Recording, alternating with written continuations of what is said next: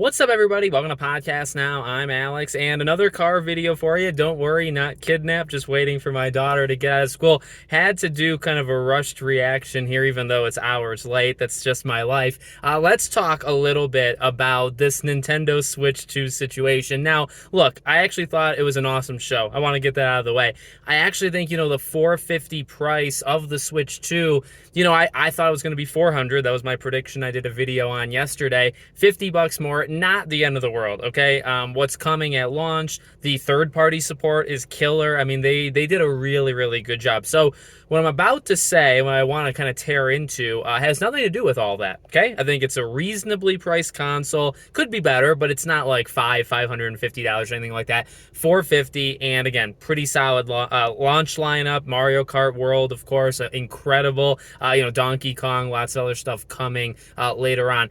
But what really shocked the world, and what shocked me to my core, I was trying to watch this thing along live. I would check Twitter, and all of a sudden, I say how amazing this show is, and I see this tweet that says, I think it was Jeff Keighley, actually, who said, all of a sudden, games are like $80 to $90. I said, WTF, did I miss something? Did they announce that during the show and I just missed it? Well, turns out, and here's the deal.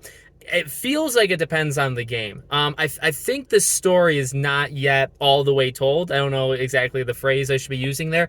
I think they're being selective. I think, you're picking Mario Kart. And so what I'm talking about, if you guys don't know, so like Mario Kart, I believe, is $80 digitally or $90 physically. Now, just the physical one is atrocious. Like, how you get to $90, you deserve to be sued for something like that. I don't know. The punishment required for something like that is unbelievable.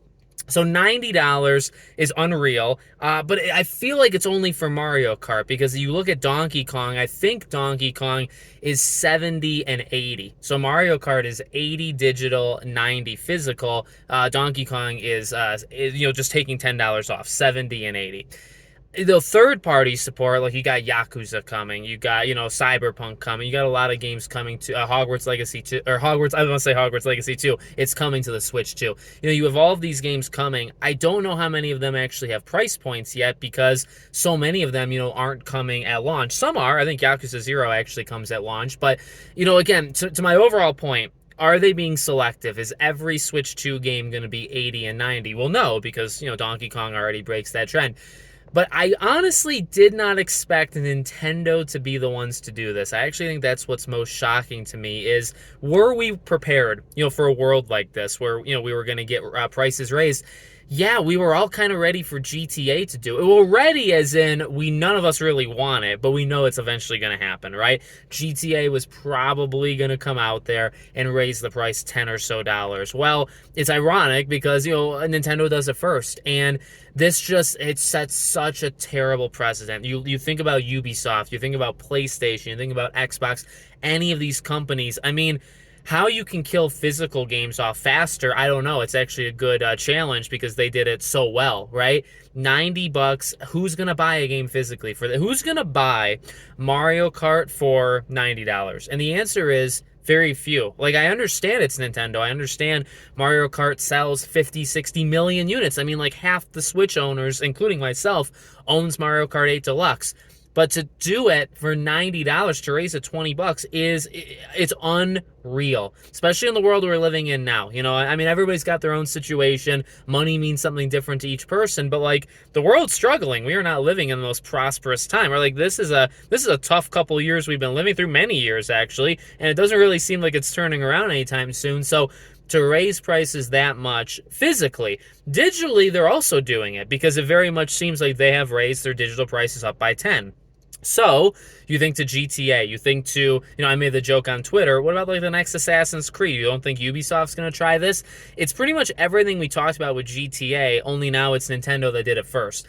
What I think this actually guarantees is that GTA is going to do it. I would bet that $80. I'll bet you a copy of GTA that they're going to do it, that they're going to raise the price, because why not? I mean, they could have gotten away with it anyway. And now you have Nintendo committing, robbery, off on the sidelines over there, charging almost $100 for Mario Kart 2 World, or whatever it is, Mario Kart World. Great looking game. I'm going to get it, but that's probably the only game I'm going to get, and that's kind of the point. It's what we always talk about. If all of these games go up to $80, $90. Actually, I always just thought 80. I mean, all of a sudden we're jumping up to 90.